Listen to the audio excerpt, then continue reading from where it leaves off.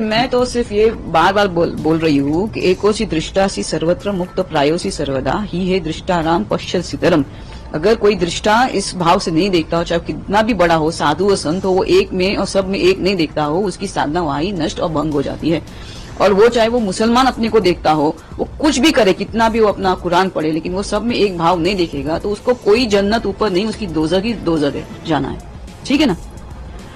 तो सबको अपना धर्म, इस्लाम को अपना धर्म पूरी ईमानदारी से करना है। अल्लाह है और उनके जो पैगंबर है, आप पैगंबर की कुछ ऐसी उनकी जो एक मैं उनको बहुत मानती हूँ। पैगंबर के कुछ उनके एक किस्से में बाद में कभी समझाऊंगी, लेकिन इतने सुंदर पैगंबर है। फिर वो अच्छा, ऐसे भी है लोग इस्लाम के अंदर, उनको बिल्कुल ये पसंद नहीं है। ये बोलते इस्लाम बहुत पवित्र धर्म है, शांति का धर्म है, पीस का धर्म है।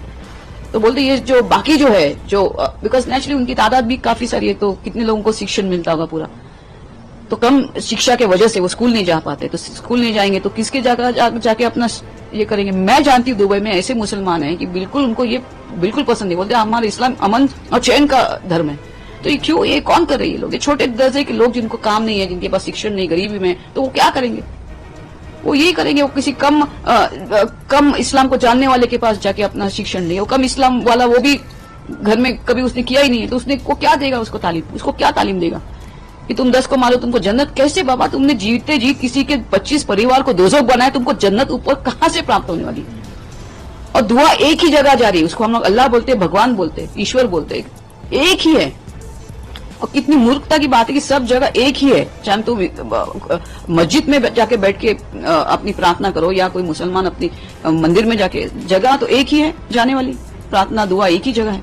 तो किस लिए झगड़ा है? किस लिए कि तुम अल्लाह बोलो? तुम नहीं, सबको अपना अपना धर्म पालन करने का पूरा अधिकार है। ईमानदारी से करो, शांति करो। हम कुछ दिन के लिए यहाँ पे हैं, अल्लाह ने या भगवान ने आपको कुछ दिन के लिए यहाँ पे भेजा है। आप अमन चैन प्यार लेके जाओ इस सृष्टि से, तो आपको ऊपर जन्नत है। आपने 10 लोगों के घर बनाए, आपको जन्नत है। आपने 10 लोगों के परिवार को समेटा, आपको जन्नत है। आपने 10 परिवार को सुख को उजाड़ दिया, आपको सिर्फ दोजख। आपको जन्नत हो ही नहीं सकती। ये भ्रम है, उसको तोड़ो आप जल्दी से जल्दी। और मुझे उनसे कोई भी ये नहीं है, लेकिन एक जैसे मैंने कहा, आतंकवादी एक आतंकवादी होता है। आतंकवादी ना किसी का शौहर होता है, ना किसी का पिता होता है, ना किसी का वालिद होता है। वो सिर्फ एक आतंकवादी होता है। मुसलमान को प्यार करना, आतंकवादी को प्यार करना नहीं। दोस्तों, वीडियो के अंदर ही जो आपको नजर आ रही हैं, इनका नाम है ममता कुलकर्णी। आजकल ये साध्वी हैं, लेकिन एक टाइम पहले ये बॉलीवुड फिल्म इंडस्ट्री के अंदर एज एन एक्ट्रेस काम किया करती थी। इनकी ये वीडियो सोशल मीडिया पर बहुत ज़्यादा वायरल है। दरअसल इन्होंने नबी करीम सल्लल्लाहु अलैहि वसल्लम के बारे में, दीन इस्लाम के बारे में बिल्कुल सही और सच बात बयान कर दी। इसलिए कि आतंकवाद या टेररिज्म, इसका कोई रिलीजन, इसका कोई मजहब नहीं होता, इसका कोई धर्म नहीं होता। और दीन इस्लाम ये कभी भी आतंकवाद की तालीम नहीं देता, बल्कि दीन इस्लाम आतंकवाद के खिलाफ है। दीन इस्लाम की जो तालीमात है, अगर उसके मुताबिक अमल कर लिया जाए, उसको समझ लिया जाए और उसके मुताबिक पूरी दुनिया के अंदर उसको इम्प्लीमेंट कर दिया जाए, शायद पूरी दुनिया के अंदर कहीं पर भी टेररिज्म ना हो, कहीं पर भी आतंकवादी ना हो। कुरान मजीद में तो यहाँ तक कहा गया कि किसी बेगुनाह को मारना ऐसा है कि जैसे तुमने पूरी इंसानियत का कत्ल कर दिया। मुझे बताइए, क्या किसी आसमानी या ज़मीनी किताब के अंदर यह पैगाम दिया गया है?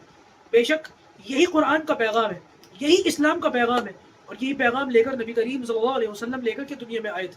मुझे फ़ख्र है इस बात पर कि मैं नबी करीम सल्लल्लाहु अलैहि वसल्लम का उम्मती हूँ। पाक परवरदिगार इस दीन के मुताबिक चलने और इसी दीन पर इस दुनिया से जाने की तौफीक अता फरमाए।